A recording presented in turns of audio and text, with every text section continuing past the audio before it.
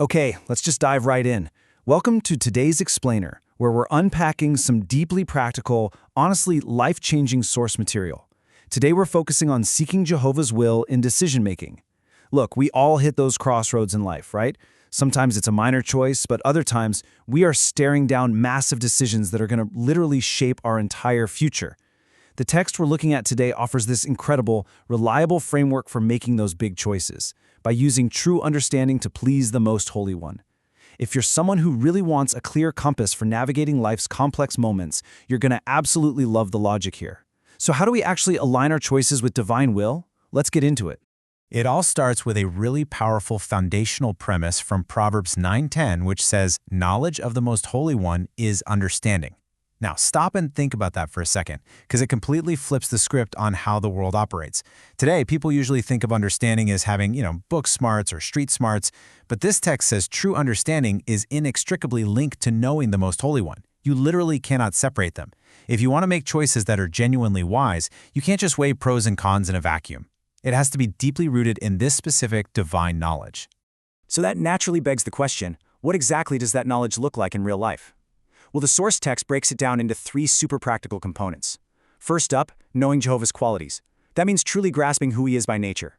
Second, knowing his purpose. Zooming out and understanding the grand overarching plan. And third, knowing what he loves or hates. This is your moral compass. It isn't just some vague, fuzzy spirituality. It's a highly structured framework. By actively learning and embracing these three things, his qualities, his purpose, and his clear standards, we build the exact knowledge that unlocks true understanding. Okay, so here's where the rubber really meets the road. It's time to take all that theory and put it into action. Drawing from Ephesians 5:17, the text gives us a vital question to use as a personal daily litmus test. Ask yourself, knowing what I do about Jehovah, what decision can I make that will please him? Just wow! Notice how perfectly that ties into what we just talked about? You take everything you've learned about his qualities and what he loves, and you hold it right up against the decision sitting in front of you. It completely shifts the focus. It's no longer about what do I want to do, but rather what choice is going to make him happy. Now, I want to slow down for a second because we have to be completely honest here. Applying this isn't always smooth sailing. The source material doesn't sugarcoat things at all. It points out a heavy reality. In order to please Jehovah, we must at times disappoint those who are close to us. That is tough, right? It acknowledges the very real, raw human friction that happens.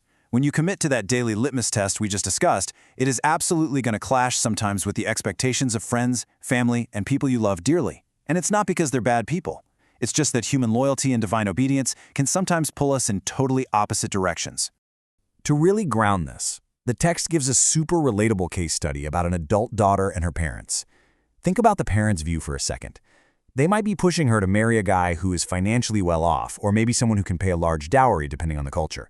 And hey, these parents are well-meaning. They genuinely just want their kid to be comfortable and secure. But then, look at the spiritual view. The real issue is that the wealthy man might not be spiritually strong at all. The text asks a really piercing question. Who is actually going to help her progress as a spiritual person? It's a total clash of paradigms. The parents are laser-focused on material security, while the spiritual perspective is all about long-term spiritual growth. So what do you do when you're caught in the middle of that kind of intense pressure from people you love? How do you break the tie? You have to pivot completely away from human expectations. The source text does this beautifully by asking the ultimate question: how does Jehovah view the matter? This right here, this is the circuit breaker.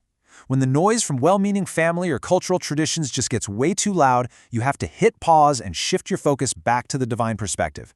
Remember that litmus test we talked about? This is exactly how you apply it. You stop looking at the bank accounts or the traditions, and you look at the entire situation through the lens of divine purpose. And the text offers such a definitive, comforting resolution to this tension. It points straight to Matthew 6:33, urging Christians to keep seeking first the kingdom. That is the ultimate priority check. When you're torn between chasing material wealth to keep your family happy or prioritizing spiritual strength, the directive is crystal clear. The kingdom has to come first.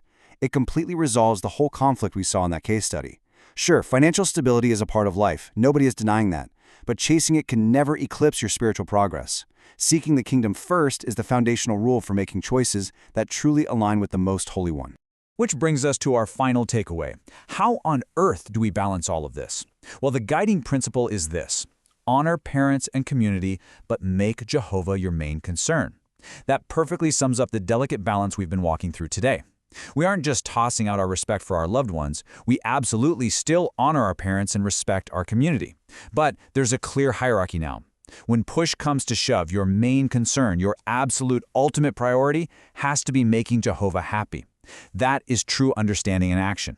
So next time you're standing at a crossroads between human expectations and your spiritual compass, ask yourself, whose approval are you truly seeking first?